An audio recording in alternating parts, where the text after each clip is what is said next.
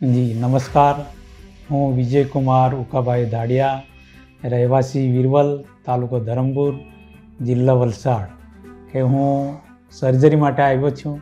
તે પહેલાં પરિસ્થિતિ મારી એવી હતી, છાતીમાં બળતરા થઈ ગયેલી હતી અને એમ જજમેન્ટ નહીં લેવાયો, એટલે હું વલસાડથી આ નવીન અગ્રવાલ પાસે જઈ અને એમને જાણકારી આપી કે ભાઈ તમારે એન્જિયોગ્રાફીથી જ ખબર પડશે. એન્જિયોગ્રાફી કરતાં પછી એમાં એવું મળ્યું કે ત્યાં સ્ટેન્ટ રાખી શકાય નહીં, એટલે એમણે અમને આ વિંચુર સરનો નંબર આપી દીધો.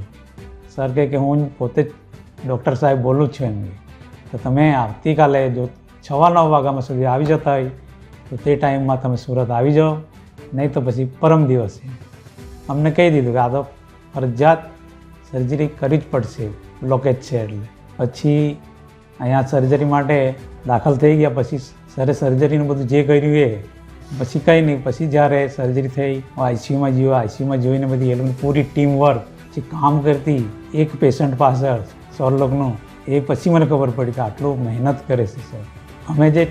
અમે તો ખાલી એક રોગ છે એમ કરીને આવી રહ્યા, પણ જે એનો હાર્ટ એટેકનો ભાટે પછી અમે આ હોસ્પિટલમાં બધી સેવાઓમાં રહેવાની, સ્ટાફની દરેક વ્યક્તિ આવીને પૂછે સવારમાં, hello, good morning uncle. Sir પૂછે કેમ છો એમ. સર પૂછે ત્યારે એવું થાય જાય કે આત્મીય પણ એવું થઈ જાય, પણ મને સારું જ છે એમ. પછી અહીં વ્યવસ્થિત પેશન્ટ પાછળ હોસ્પિટલની જે તે કે કાર્યમાં એ સારું જ કામ કરે છે.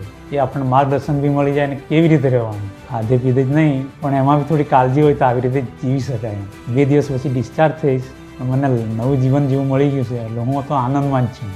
હું એ જ રીતે જીવવા માગું છું કે અહીંયા જે સિસ્ટમમાં લોકો કામ કરે છે પેશન્ટ પાસે, એટલી જ કાળજી હું પોતે બી કરીશ અને લોકોને બી જણાવીશ.